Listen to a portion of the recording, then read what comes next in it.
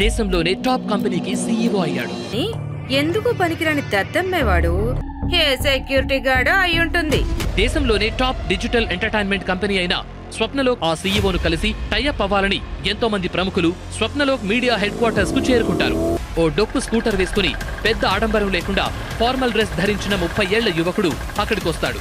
అతని అవతారం చూసిన శిల్ప, నీలాంటి వాళ్లకు ఇక్కడ ఎంట్రీ ఉండదు. నిన్నెవరు రానిచ్చారు ఇక్కడి వరకు? ప్లీజ్ అండి, నేను లోపలికి వెళ్ళాలి. నేను ఇక్కడే వర్క్ చేస్తున్నాను. ఏం పని బాబు? సెక్యూరిటీ గార్డ్ గా జాయిన్ అయ్యావా?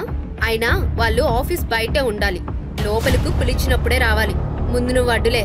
కొత్త సీఈఓ కోసం మేమంతా ఎదురు చూస్తుంటే అని అతన్ని పక్కకు నెట్టేస్తుంది శిల్ప. హలో మేడం, నేను ఈ కంపెనీకి కొత్తగా వచ్చిన సీఈఓను. పక్కకి తప్పుకోండి. వెల్కమ్ సార్, మీరెంతసేపు అయింది వచ్చి అంటూ ఫ్లవర్ బొకే ఇచ్చి సాగర్ ను సాదరంగా ఆహ్వానిస్తుంది.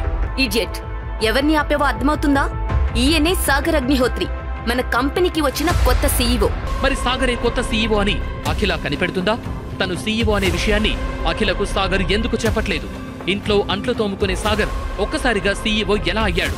అసలు సాగర్ బ్యాక్గ్రౌండ్ ఏంటి అనేది తెలియాలంటే పాకెట్ FM డౌన్లోడ్ చేసుకుని కింగ్ ఆడియో సిరీస్ వినేయండి.